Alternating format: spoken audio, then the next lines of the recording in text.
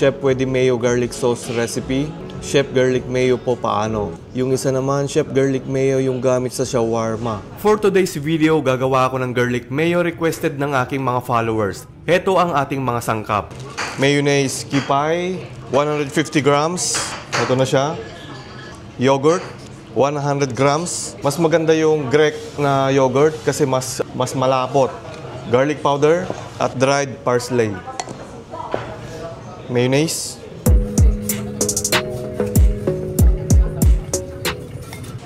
Lagyan na natin ng yogurt.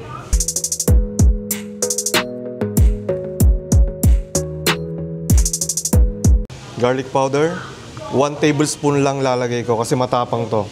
Kung gusto nyo ng mas matapang pa yung garlic, dalawa yung ilalagay nyo. Gumawa ako ng video kung paano gumawa ng garlic powder. Link nasa description. Parsley. 2 tablespoon. Gumawa ako ng video kung paano gawin ang dried parsley. Nasa description ang link. Tapos halu-haluin natin. Ayan na siya, oh. Ganda, oh.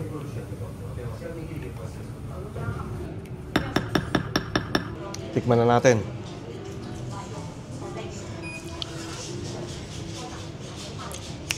Sarap.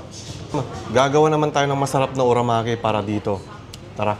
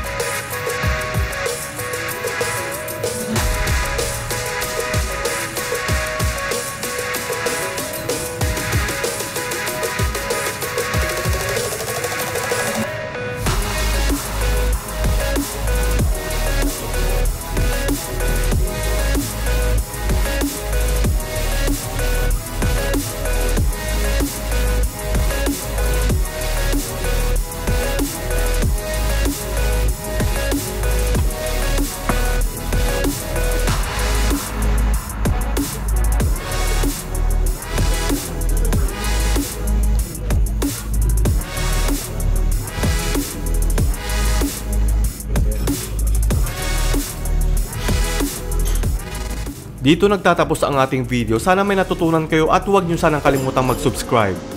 Salamat sa inyong panonood.